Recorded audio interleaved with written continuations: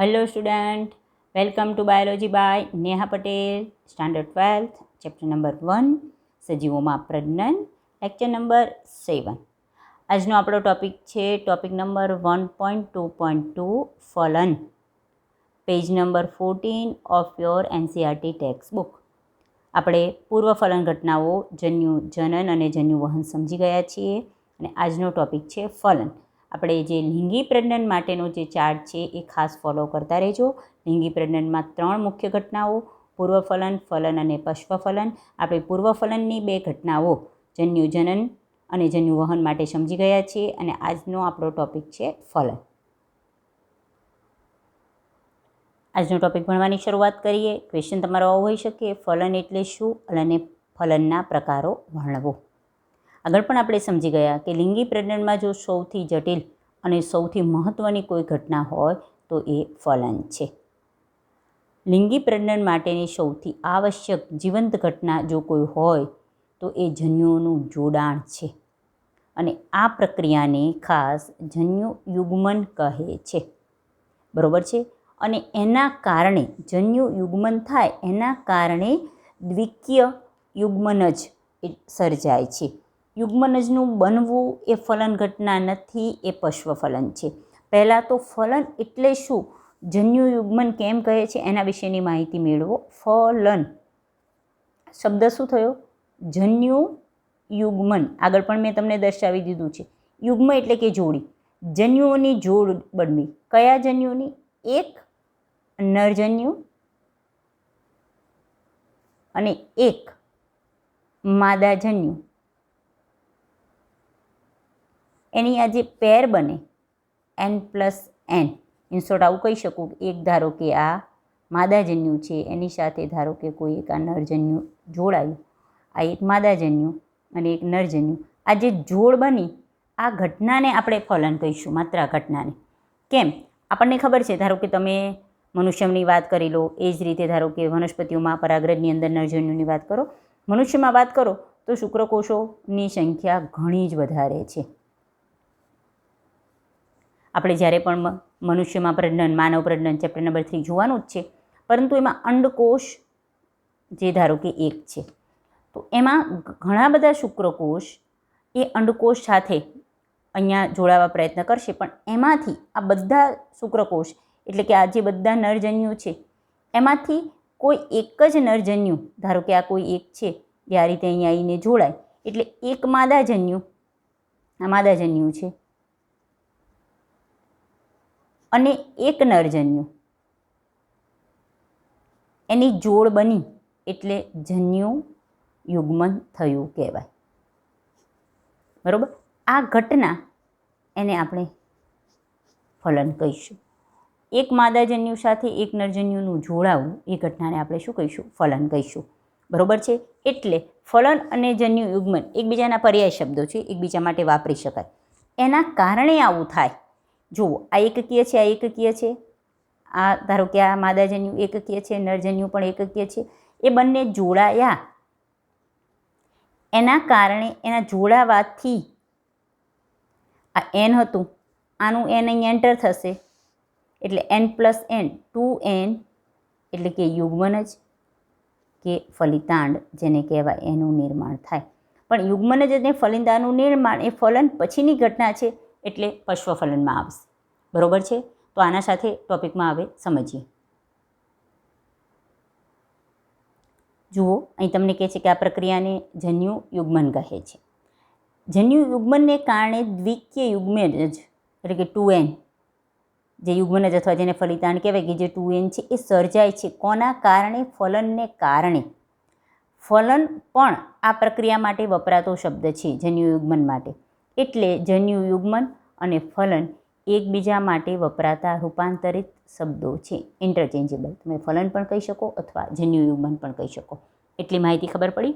હવે આપણે ફલનના પ્રકારો વિશે માહિતી મેળવીશું, પરંતુ એ માહિતી મેળવતા પહેલાં કેવા સજીવોમાં કયા પ્રકારે ફલન થાય છે એના વિશે પણ થોડી માહિતી મેળવી લઈએ. અને સાથે સાથે ઇન શોર્ટ અહીંયા એક તફાવત પણ તમને મળશે. ચલો, ઘણા બધા તફાવતો સાથે સાથે જોતા જઈએ છીએ. ફલનના જે 2 પ્રકાર છે એના વચ્ચેનો તફાવત પણ તમે અહીંયા જોઈ શકો છો. અહીંયા તમને અમુક સજીવોના ઉદાહરણ આપ્યા છે, જેમ કે રોટિફર્સ, મધમાખી અને કેટલીક ગરોળીઓ તથા પક્ષીઓ. રોટિફર્સ પણ પ્રાણી સમુદાયનું એક ઉદાહરણ છે. મધમાખી, કેટલીક ગરોળીઓ તથા અમુક પક્ષીઓ જેમ કે ટર્કી જેવા પક્ષીઓ છે એ વગેરેમાં માદાજન્યુ છે એ નિર્માણ તો પામે છે. એનો મતલબ કે લિંગી પ્રજનન જેવી કોઈ પ્રક્રિયા તો થાય છે, પરંતુ માદાજન્યુ એ નરજન્યુ સાથે જોડાતું નથી. માત્ર માદાજન્યુ છે એ ફલન નથી થતું. ફલન ન થવું એનો મતલબ કે માદાજન્યુ સાથે નરજન્યુ જોડાતું નથી. એ જોડાણ પામ્યા વગર એ માદાજન્યુમાંથી નવો સજીવ ઉત્પન્ન થાય તો આ ઘટનાને અસંયોગી જનન પાર્થેનોજેનેસિસ કહેવાય. ઇન શોર્ટ, અફલિત અંડકોશમાંથી સજીવનું નિર્માણ થવું. માત્ર અંડકોશ અથવા માદાજન્યુ જે ફલન ન પામે એનો મતલબ કે એના સાથે નરજન્યુ જોડાય નહીં. નરજન્યુ જોડાયા વગર એમાંથી માત્ર અફલિત અંડકોશમાંથી જ નવા સજીવનું નિર્માણ થવાની ઘટનાને અસંયોગી જનન કહે છે. તો અહીંયા નાના ક્વેશ્ચન તરીકે અસંયોગી જનન એટલે શું તેના ઉદાહરણ આપો, અથવા તમને રોટિફર્સ, મધમાખી અને કેટલીક ગરોળીઓ તથા પક્ષીઓમાં ટર્કી એમાં કયા પ્રકારે પ્રજનન થાય છે તો એને અસંયોગી જનન કહેવાય. અસંયોગી જનન એ અલગ પ્રકાર છે. એને તમે લિંગી પ્રજનન પણ ન કહી શકો, અલિંગી પ્રજનન ન કહી શકો. કારણ કે લિંગી પ્રજનન છે એમાં ફલન થવું જરૂરી છે, આમાં ફલન થતું નથી. બરાબર છે. અલિંગી પ્રજનન એમાં તો જન્યુઓનું નિર્માણ જ નથી થતું, અહીંયા પાછું જન્યુઓનું નિર્માણ થાય છે. એટલે તમે અલિંગી પ્રજનન પણ નથી કહી શકતા, લિંગી પ્રજનન પણ નથી કહી શકતા. એટલે અલગ જ પ્રકાર. અસંયોગ, નોર્મલ ન હોય એવું કંઈક નવું થવું એને કહેવાય અસંયોગી જનન, પાર્થેનોજેનેસિસ. વનસ્પતિઓમાં પણ આ વસ્તુ થતી હોય છે કે જેમાં ફલન વગર માદાજન્યુમાંથી નવા સજીવનું નિર્માણ થતું હોય છે. એને પાર્થેનોજેનેસિસ વનસ્પતિઓમાં પણ કહેવાય છે. અને એના દ્વારા જે ફળનું નિર્માણ થાય એને પાર્થેનોકાર્પિક ફ્રૂટ કહે છે. બરાબર. એના વિશે આપણે વનસ્પતિઓ વિશે જ્યારે માહિતી મેળવીએ ત્યારે એના વિશે માહિતી મેળવી જઈશું. ચલો, તો અહીંયા આપણે જે જન્યુ યુગ્મન એટલે કે ફલન વિશે સામાન્ય માહિતી આપો તો આ સમજીશું. હવે તમારો ક્વેશ્ચન છે જન્યુ યુગ્મનનું સ્થાન અને તેના પ્રકારો. આપણો મેઇન ટોપિક તો એ જ છે કે જન્યુ યુગ્મન અથવા ફલન સમજાવો અને તેના પ્રકારો વર્ણવો, તો બધું જ લખવાનું છે. ઇન શોર્ટ, અહીંયા તમારો અલગથી ક્વેશ્ચન કે ભિન્ન ભિન્ન સજીવોમાં જન્યુ યુગ્મનનું સ્થાન અને તેના પ્રકારો જણાવો. સૌથી પહેલાં તો જન્યુ યુગ્મન એટલે જ ફલન. તો ફલનના મુખ્ય બે પ્રકાર છે, એક બાહ્ય ફલન અને બીજું છે અંતઃફલન. શબ્દો ઉપરથી બાહ્ય ફલન એટલે કે જો સજીવોમાં જન્યુ યુગ્મન એટલે જ ફલન જો સજીવના શરીરની બહાર કોઈ માધ્યમમાં થતું હોય તો એને બાહ્ય ફલન કહેવાય, બાહ્ય ફલન. અને જો સજીવના શરીરની અંદર ફલન થતું હોય તો એને અંતઃફલન કહેવાય. તો આપણે બંને પ્રકાર વિશે, બાહ્ય ફલન અને અંતઃફલન વિશે સમજીએ. સૌપ્રથમ બાહ્ય ફલન જોવો. મોટા ભાગના જલજ સજીવો, પહેલાં તો અહીંયા ઉદાહરણ પણ ધ્યાન રાખીશું કે બાહ્ય ફલન કયા કયા પ્રકારના સજીવોમાં જોવા મળે છે. બરાબર છે. મોટા ભાગના જલજ સજીવો જેવા કે મોટા ભાગની લીલ, માછલીઓ તેમજ ઉભયજીવીઓ કે જેમાં જન્યુ યુગ્મન એટલે કે ફલન સજીવના શરીરની બહાર કોઈ માધ્યમમાં, પણ અહીં માધ્યમ તરીકે પાણી હોય છે. પાણીની અંદર ફલન થાય એટલે કે અહીંયા ધારો કે ઉભયજીવી સજીવો, એમાં ઉદાહરણ ધારો કે દેડકાનું લઈ લો તો નર દેડકો અને માદા દેડકો સ્પષ્ટ લિંગભેદ દર્શાવે છે. નર દેડકો મોટા પ્રમાણમાં નરજન્યુનું નિર્માણ પડે, માદા દ્વારા માદાજન્યુનું નિર્માણ થાય. બંને એનો ત્યાગ પાણીમાં કરે અને જોડાવાની પ્રક્રિયા એ પાણીમાં થાય. બરાબર. એટલે કે સજીવ દેહની બહાર આ પ્રકારના જન્યુઓનું જોડાણ થાય તો એ ઘટનાને બાહ્ય ફલન કહેવાય છે. અને જે બાહ્ય ફલન દર્શાવતા હોય એ સજીવોમાં ચોક્કસ એની જે જાતિઓ છે એમાં ચોક્કસ અગત્યનો તાલમેલ જોવા મળે. આગળ જ કહ્યું હતું, કારણ કે બંને જો નરજન્યુ અને માદાજન્યુ બંને પ્રકારના સજીવોએ માધ્યમમાં ત્યાગ કરવાના છે. એટલે જો નજીક ત્યાગ કરે, કોઈ બાજુમાં રહીને જ જો નરજન્યુ અને માદાજન્યુ પાણીમાં ત્યાગ કરે તો એ જલ્દીથી જોડાઈ શકે અને સંતતિ નિર્માણ થવાની શક્યતા વધારે રહી શકે. ચલો, આસપાસના માધ્યમમાં પાણીમાં એ મોટી સંખ્યામાં જન્યુઓ મુક્ત કરે છે અને જેથી જન્યુ યુગ્મનની તક વધે. બરાબર છે. એટલે એ પાસે રહી અને આસપાસ જ નજીક નજીકના જ માધ્યમમાં એ શું કરે, માધ્યમ એટલે પાણી હોય ત્યાં મોટી સંખ્યામાં જન્યુઓને મુક્ત કરે. એટલે એક તો આસપાસ રહીને મુક્ત કરે અને મોટી સંખ્યામાં મુક્ત કરે, જેથી તેમાં જન્યુ યુગ્મનની તક વધી શકે, ચાન્સીસ વધે. ઉદાહરણમાં તમને અહીંયા કહે છે કે અસ્સીમત્સ્ય અને દેડકામાં આના કારણે જ મોટી સંખ્યામાં સંતતિઓ સર્જાય છે. અસ્સીમત્સ્ય અને દેડકામાં પહેલાં તો બાહ્યફલન જોવા મળે છે, બરાબર છે, બંને પાણીમાં રહેતા સજીવો છે અને અહીંયા મોટી સંખ્યામાં સંતતિઓ સર્જાય. કારણ શું થયું, કેમ અહીં મોટી સંખ્યામાં સંતતિઓ સર્જાય? કારણ કે આ પદ્ધતિનો એક ગેરફાયદો એ છે કે સંતતિઓ પુખ્ત થાય અને પોતે પોતા રક્ષણ કરી શકે એ પહેલાં ભક્ષકો દ્વારા નાશ પામવાની સંભાવના ખૂબ જ વધી જાય છે. આમ તેઓને પુખ્તતા સુધી પહોંચતા પહેલાં ભયજનક સ્થિતિમાંથી શું થવું પડે, પસાર થવું પડે. કેમ? બાહ્યફલન. અને એટલે જ બાહ્યફલન દર્શાવતા સજીવોમાં સંતતિઓની સંખ્યા ખૂબ જ વધારે હોય. તમે જો દેડકામાં જુઓ તો ચોમાસાની ઋતુ એટલે જ એની પ્રજનન ઋતુ છે, પહેલાં તો ખબર પડે છે, કારણ કે ચોમાસા દરમિયાન જ જુઓ તમને દેડકાની પ્રજનન ઋતુ, કારણ કે એને પાણીના માધ્યમમાં ફલન કરવાનું છે. અને તમે ક્યાંય પાણીમાં જોયા હોય તો નાની નાની ઝીણી ઝીણી માછલીઓ જેવા ખૂબ જ મોટી સંખ્યામાં જે ટેડપોલ જોવા મળે. અને જે ટેડપોલ છે એ રૂપાંતરિત થઈ અને પુખ્ત પ્રાણીમાં ફેરવાય, પણ જેટલા ટેડપોલ એકચ્યુઅલી હોય છે એ બધા પુખ્ત પ્રાણીમાં ફેરવાતા નથી. જો એ જોવા જાઓ તો આખું તળાવ અથવા પૃથ્વી પર દેડકા જ દેડકા હોય ચોમાસાની ઋતુમાં, બરાબર. પણ ઘણા બધા જ ટેડપોલ એ દેડકામાં રૂપાંતરિત થતાં પહેલાં ક્યાંક ને ક્યાંક કોઈ બીજા જલજ પ્રાણીઓ દ્વારા, ભક્ષકો દ્વારા એનો નાશ થવાની શક્યતા વધી જાય છે. એટલે જ પહેલાં એ મોટા પ્રમાણમાં સંતતિનું શું કરે, નિર્માણ કરે છે. અહીંયા બાહ્યફલન વિશેની માહિતી થઈ. તમને માત્ર બાહ્યફલન વિશે માહિતી આપો તો આ વસ્તુ લખવાનું રહે, ઉદાહરણ પણ યાદ રાખવાના રહે.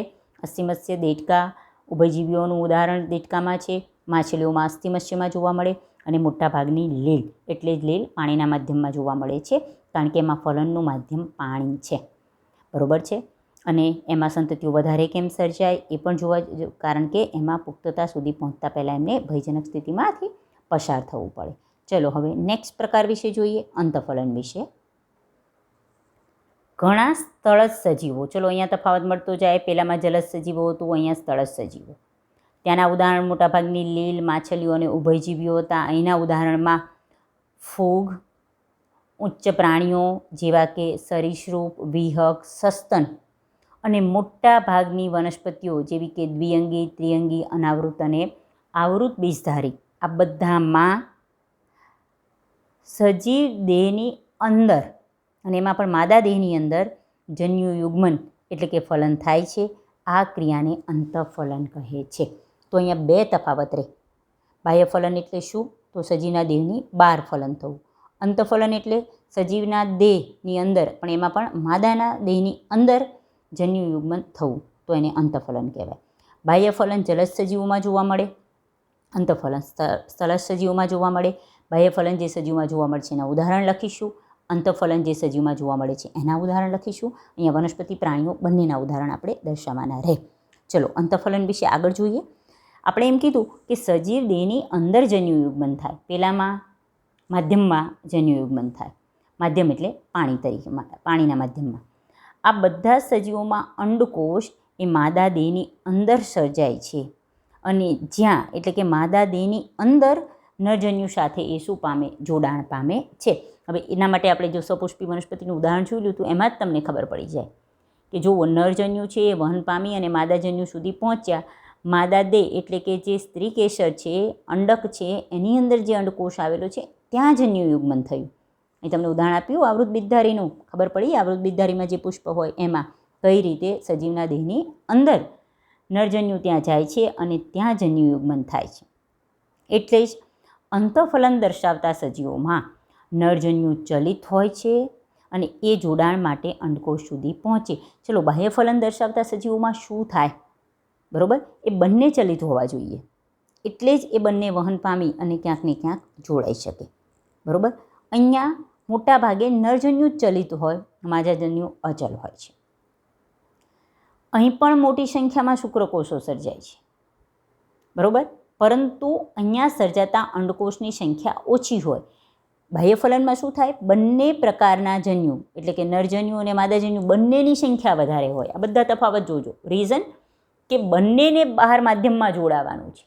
અહીંયા નરજન્યુને જ વહન પામીને માદાજન્યુ સુધી જવાનું છે, એટલે નરજન્યુ એટલે કે પ્રાણીઓમાં જેને શુક્રકોષ કહેવાય એની સંખ્યા વધારે હોય, જ્યારે માદાજન્યુ એટલે કે અંડકોષ કે જેની સંખ્યા ઓછી હોય.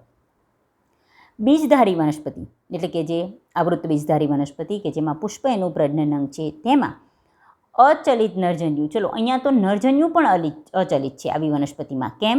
જોયું આપણે કે નરજન્યુ છે એ પરાગરજની અંદર છે. પરાગરજ પરાગાશયમાં હોય છે, એટલે પરાગાશયમાંથી પરાગરજ મુક્ત થાય. પરાગરજ વહન પામી અને પાણી દ્વારા કે હવા દ્વારા કે પરાગવાહકો દ્વારા કોઈ માધ્યમ દ્વારા એ વહન પામી અને પરાગાસન સુધી જાય. પણ અંદર રહેલા નરજન્યુ તો અચલિત જ છે, એટલે પરાગનયનની ઘટના થવી જરૂરી છે. પછી પરાગનલિકા બને ને એ નરજન્યુને અંડકોષ સુધી લઈ જાય. આગળનો લેક્ચર યાદ કરો. એટલે અહીંયા બીજધારી વનસ્પતિમાં તો નરજન્યુ પણ અચલિત છે, MCQ માટે પણ ધ્યાન રાખજો. પરંતુ એ પરાગનલિકા દ્વારા માદાજન્યુ સુધી વહન પામે છે. જો યાદ ન આવતું હોય તો આગળનો લેક્ચર એકવાર રિવાઇઝ કરી દેજો, જે મેં ફિગર દોરી અને કઈ રીતે પરાગનલિકાનું નિર્માણ થાય છે. શબ્દ પણ પરાગવાહિની અને પરાગનલિકા શબ્દ અલગ છે, બરાબર. અહીં વહન કરાવે છે એટલે પરાગવાહિની નથી કહેવાતું. પરાગવાહિની એ પરાગાસન અને બીજાશયને જોડતી નલિકા છે. પરાગવાહિનીની અંદર પરાગનલિકા નિર્માણ પામે છે. ઇન શોર્ટ, પરાગરજમાંથી જે પરાગનલિકા બનવું એને જ પરાગરજનું અંકુરણ કહેવાય. અને પરાગનલિકા એ માદાજન્યુ સુધી નરજન્યુને લઈ જાય છે, બરાબર. તો અહીંયા આપણો ટોપિક થયો ફલનના 2 પ્રકારો. તો અહીંયા તફાવત પણ તમે બાહ્યફલન અને અંતફલન વિશે દર્શાવી શકો, અને જન્યુયુગ્મન કયા સ્થાને થાય છે અને કયા પ્રકારે થાય છે. એ ઘટના સાથે આપણે લિંગી પ્રજનનની એક બહુ જ મહત્ત્વની ઘટના ફલન વિશેની માહિતી અહીંયા આપણે પૂરી કરીએ છીએ, બરાબર. આપણા સ્ટેપ છે લિંગી પ્રજનનની ઘટનાના. પૂર્વફલન ઘટના, એમાં 2 જન્યુ જનન, જન્યુ વહન. મેં કહેલું કે આ બધું ઘણીવાર બોલીશ. જો પછીનું સ્ટેપ છે ફલન, તો ફલન વિશે આજના લેક્ચરમાં જોયું. ફલન પછી પશ્વફલન ઘટના. અને એટલે જ મેં જ્યારે તમને લિંગી પ્રજનનની ઘટનાઓનો ચાર્ટ દર્શાવેલો, એમાં પશ્વફલન ઘટના એના 2 તબક્કા દર્શાવેલા: યુગ્મનજનું નિર્માણ અને ભ્રૂણ જનન અથવા જ ભ્રૂણ વિકાસની પ્રક્રિયા. તો ઇન શોર્ટ, હવે આપણે નેક્સ્ટ ક્વેશ્ચન આપણો રહેશે પશ્વફલન ઘટનાઓ વિશે સમજાવો.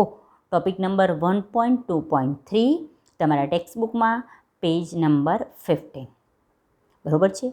તો લિંગી પ્રજનન કરતા સજીવોમાં એકવાર યુગ્મનજ નિર્માણ પછી જે બધી જ ઘટનાઓ થાય છે એને આપણે પશ્વફલન ઘટનાઓ કહી છીએ. ઇન શોર્ટ, યુગ્મન નિર્માણ સાથેની ઘટનાઓ ખરેખર તો, બરાબર છે. ચલો તો જોઈએ. તો પશ્વફલન ઘટનાઓ એના 2 તબક્કા: યુગ્મનજનું નિર્માણ અને બીજો તબક્કો ભ્રૂણ વિકાસની પ્રક્રિયા કે ભ્રૂણજનન.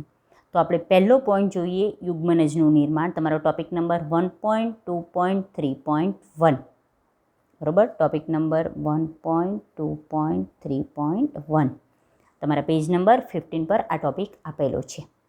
યુગ્મનજ અથવા ઝાયગોટ કે જેને ફલિતાંડ પણ કહે છે, એ 2n હોય આપણને ખબર પડી ગઈ છે.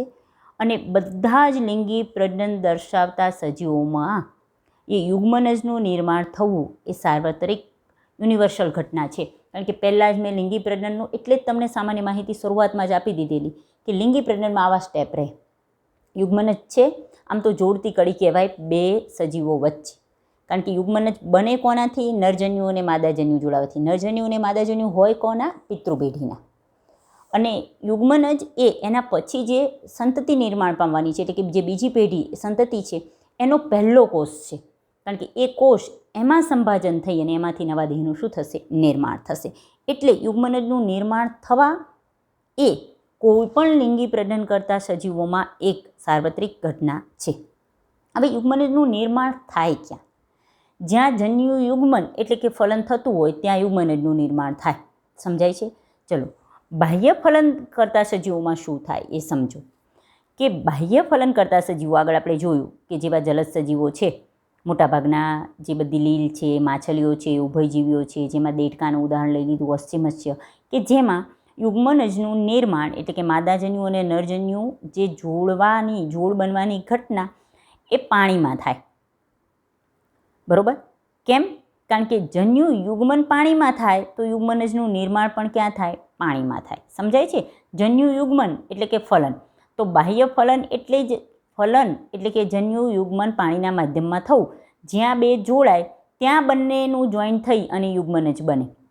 તો બાહ્ય ફલન કરતા સજીવોમાં યુગ્મનનું નિર્માણ પણ બાહ્ય માધ્યમ પાણીમાં જ થાય. અંતઃફલન દર્શાવતા સજીવો હોય તો એમાં યુગ્મનજનું નિર્માણ સજીવ દેહની અંદરની બાજુ થાય. એમાં પણ માદા સજીવ દેહની અંદરની બાજુએ થાય.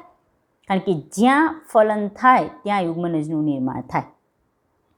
હવે યુગ્મનજનો આગળનો વિકાસ એટલે કે એકવાર યુગ્મનજ તો બની ગયું, પણ એ યુગ્મનજનો આગળનો વિકાસ એ સજીવ કયા પ્રકારનું જીવનચક્ર ધરાવે છે ખાસ અને કયા પર્યાવરણમાં રહે છે તેના પર રહે. એટલે યુગ્મનજ બનવાની ઘટના ક્યાં થાય એ આપણને ખબર પડી ગઈ. પણ યુગ્મનજનો આગળ શું થશે પ્રક્રિયા એનો આધાર શેના પર રહે કે એનું જીવનચક્ર કયા પ્રકારનું છે. કારણ કે જ્યારે પણ વનસ્પતિ સૃષ્ટિના વર્ગીકરણમાં એકવિધ જીવનચક્ર, દ્વિવિધ જીવનચક્ર, દ્વિવિધ જીવનચક્ર વનસ્પતિઓમાં અલગ અલગ હોય છે. એના વિશેની માહિતી આપણે મેળવી ગયા છીએ સ્ટાન્ડર્ડ 11માં.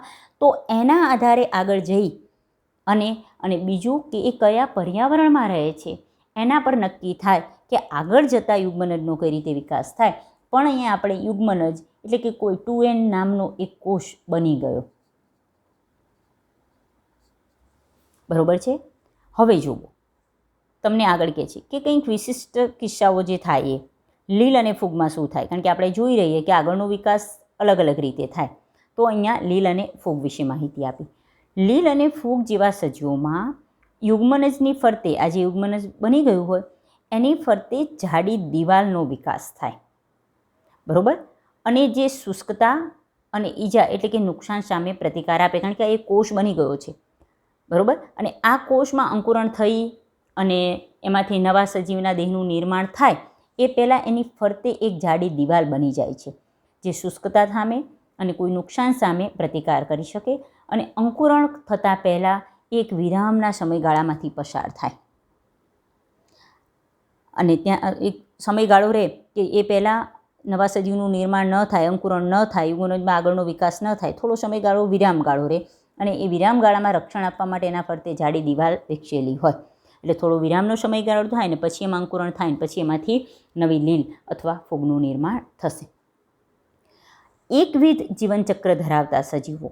હવે એકવિધ જીવનચક્ર માટે તમારે વનસ્પતિ સૃષ્ટિના વર્ગીકરણમાં જે એકવિધ જીવનચક્ર વિશેની માહિતી સ્ટાન્ડર્ડ 11માં આવી છે એ જરા રિપીટ કરી અને જોઈ લેજો. એકવિધ જીવનચક્ર ધરાવતા સજીવોમાં શું થાય? અહીંયા તમને લીલ અને ફૂગમાં કીધું. પણ એકવિધ જીવનચક્ર ધરાવતા સજીવો કયા છે કે અમુક ચોક્કસ પ્રકારના સજીવોમાં એકવિધ જીવનચક્ર જોવા મળે છે એ પણ ત્યાં ઉદાહરણ આપેલા છે. એમાં યુગ્મનજ યુગ્મનજ 2N છે તો એ અર્ધીકરણ દ્વારા યુગ્મનજમાં પાછું અર્ધીકરણ થાય અને એકકીય એટલે કે N બીજાણુનું નિર્માણ કરે. અને આ બીજાણુઓ એ આગળ જઈને વિકાસ પામે અને એની અંદરથી એકકીય સજીવ નિર્માણ પામે. આપણે જોયું હતું કે અમુક સજીવનો દેહ જ એકકીય હોય. બરાબર છે? અને એમાં એકકીય જન્યુઓ બન્યા હોય પણ એ જોડાઈને યુગ્મનજ તો બને જ, પરંતુ દેહ એકકીય બનાવવો છે તો એમાં શું થાય? ખાસ ધ્યાન રાખજો કે સજીવ અહીંયા જે કે જેની અંદરથી 2N જ હોય સજીવ, એમાં સંભાજન દ્વારા એકકીય જન્યુઓ બન્યા હોય. એકવિધ જીવનચક્ર યાદ કરજો. સંભાજન દ્વારા એકકીય જન્યુઓ બન્યા હોય. આ એકકીય જન્યુઓ બંને એ જોડાય અને 2N બનાવે. હવે સજીવનો આધારો કે એનો પિતૃપેઢી છે. દૈહિક કોષ તો એકકીય જ છે, એમાં સંભાજન થઈ એકકીય જન્યુઓ બન્યા. આ જન્યુઓ જોડાય અને 2N યુગ્મનજ તો બને જ, પણ દેહ જ એકકીય બનાવવો છે તો એમાં પાછું અર્ધીકરણ થાય, એકકીય બીજાણુ બને અને એ બીજાણુઓમાંથી એકકીય સજીવનું નિર્માણ થાય. એટલે જેવો પિતૃ સજીવ હતો એકકીય તો એની સંતતિ પણ એકકીય નિર્માણ પામે. પણ વચ્ચે આ યુગ્મનજ તો બનવું જ જોઈએ. બરાબર? તો એ સમયે જન્યુના નિર્માણ સમયે સંભાજન થાય અને બીજાણુઓના નિર્માણ સમયે અર્ધીકરણ થાય. બરાબર છે? યુગ્મનજ એટલે આ બે અલગ અલગ તમને પ્રક્રિયા દર્શાવી. યુગ્મનજ એ એક પેઢીથી બીજી પેઢીના સજીવો વચ્ચે સાતત્ય જાળવતી જીવંત કડી છે. કેમ? આ પિતૃપેઢી હતી, અહીંયા એની સંતતિ નિર્માણ પામી, વચ્ચે સાતત્ય જાળવતી કડી એ યુગ્મનજ છે. એમસીક્યુમાં પણ ઘણીવાર પૂછાયું છે કે ખાલી જગ્યા એ એક પેઢીથી બીજી પેઢીના સજીવો વચ્ચે સાતત્ય જાળવતી જીવંત કડી છે. કેમ? કારણ કે આ સજીવોનો દેહ પછી દ્વિકીય હોય કે એકકીય, એમાંથી આ એક કોષ બન્યો છે. આ કોષમાંથી નવો સજીવ બનવાનો છે. એટલે આ પિતૃપેઢી અને આ સંતતિ બે વચ્ચે સાતત્ય જાળવતી કડી કોણ છે? યુગ્મનજ છે. અને એટલે જ આગળ મેં કહ્યું કે માનવ સહિત બધા જ લિંગી પ્રજનન દર્શાવતા સજીવોનું જીવન એ જે એક કોષથી શરૂ થાય કે જે યુગ્મનજ છે. બહુ જ ધ્યાનથી આ યાદ રાખશો. ચલો આ પોઈન્ટ યાદ રાખો કે માનવી સહિત બધા જ લિંગી પ્રજનન દર્શાવતા જે સજીવો છે એમનું જીવન એક કોષથી શરૂઆત થાય જે યુગ્મનજ છે. ચલો માનવીઓ છે એમાં ધારો કે આ 2n યુગ્મનજ બની ગયું. માનવી છે એ દૈહિક કોષ કેવો છે એનો? દ્વિકીય. એટલે આમાં સંભાજન થશે અને ઘણા બધા આવા કોષો બનશે. કોષો ભેગા થઈ અને નવા દેહનું કે દ્વિકીય એટલે કે 2n સંતતિનું શું થાય? નિર્માણ થાય. પણ એના જીવનની શરૂઆત એક જ કોષથી થઈ એને યુગ્મનજ કે ફલિતાંડ કહેવાય. આ પણ એમસીક્યુ માટે કે લિંગી પ્રજનન દર્શાવતા સજીવોનું જીવન જે એક કોષથી શરૂઆત થાય એ કોષ કયો છે? યુગ્મનજ કે પછી ફલિતાંડ કહેવાય. બરાબર. અહીં તમને એકકીય દેહ ધરાવતો સજીવની વાત કરી. દ્વિકીય દેહ ધરાવતો સજીવ હોય તો પણ આપણને ખબર પડી જાય કે દ્વિકીય દેહ ધરાવતો સજીવ હોય તો એનો દેહ 2n હોય તો એમાં જન્યુના નિર્માણ વખતે અર્ધીકરણ થાય. બરાબર છે. એકકીય જન્યુ બને એ જોડાય અને 2n નામનું અહીંયા યુગ્મનજ બને અને પછી એમાં દેહના નિર્માણ વખતે સંભાજન થાય. આ વસ્તુ ખાસ ધ્યાન રાખજો. એકવાર દર્શાવવું હોય તો ટેક્સ્ટ નોટબુકમાં દર્શાવી દઉં છું તમને. જો આ ટોપિક એક જરાક ધ્યાનથી સમજી લેજો એટલે તમને ખાસ કોઈ એમસીક્યુ આવે આને લગતા નીટમાં તો પણ તમને ખબર પડે. સાથે સાથે આ વસ્તુ એક સમજાવી દઉં છું કે એકવિધ જીવનચક્ર ધરાવતા સજીવો અથવા એવો સજીવ કે જેનો દેહ એકકીય છે. એટલે એકકીય દેહ ધરાવતા સજીવોમાં શું થાય?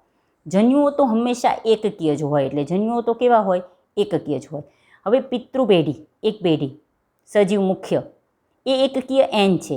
એટલે એનો દૈહિક કોષ, સજીવનો દેહ જ n છે એટલે એના બધા જ કોષો કેવા હોય? n હોય. પરંતુ એમાં જન્યુઓ જે n નિર્માણ પામે એ દરમિયાન કઈ ક્રિયા થાય? સંભાજનની. ધ્યાન રાખજો. આગળ આપણે જે જન્યુના નિર્માણ વખતે કયા પ્રકારનું કોષ વિભાજન થાય ત્યારે આ વસ્તુ જોઈ હતી કે સજીવનો દેહ એકકીય હોય તો એનો દૈહિક કોષ એકકીય છે. એનો દૈહિક કોષ એકકીય છે એટલે એમાં જન્યુઓ તો હંમેશા બંને કિસ્સામાં એકકીય જ હોય. પણ એકકીય જન્યુઓના નિર્માણ માટે કઈ પ્રકારની કોષ વિભાજન થાય? સંભાજન. પછી ફલન તો થાય જ. ફલન એટલે n+n. તો ફલનને કારણે 2n યુગ્મનજ બને. યુગ્મનજ તો હંમેશા 2n જ હોય. યુગ્મનજ બન્યું. હવે એ યુગ્મનજમાં અર્ધીકરણની ક્રિયા. કેમ અર્ધીકરણની ક્રિયા થાય? કારણ કે એનો દેહ એકકીય છે. જેવો પિતૃદેહ હોય એવી સંતતિ બને. ક્યારે એવું ન થાય સંતતિ એકકીય હોય, પિતૃદેહ એકકીય હોય તો સંતતિ દ્વિકીય થાય. યુગ્મનજ 2n જ બને. જન્યુઓ એકકીય જ હોય. જન્યુ એકકીય હોય એટલે જોડાણ થઈને યુગ્મનજ બને. યુગ્મનજ બન્યું પણ અહીંયા દેહ તો એકકીય બનાવો છે એટલે એમાં યુગ્મનજમાં અર્ધીકરણ થઈ એકકીય બીજાણુ બન્યા કહેવાય. આ બીજાણુમાંથી એકકીય સંતતિ ઉત્પન્ન થાય. પિતૃ જેવા હોય એકકીય હોય તો સંતતિ એકકીય થાય. એટલે એમાં યુગ્મનજમાં અર્ધીકરણ થાય અને અહીંયા સંભાજન થાય. હવે જુઓ ખાસ માનવીમાં આ પ્રક્રિયા થાય છે, સમજજો.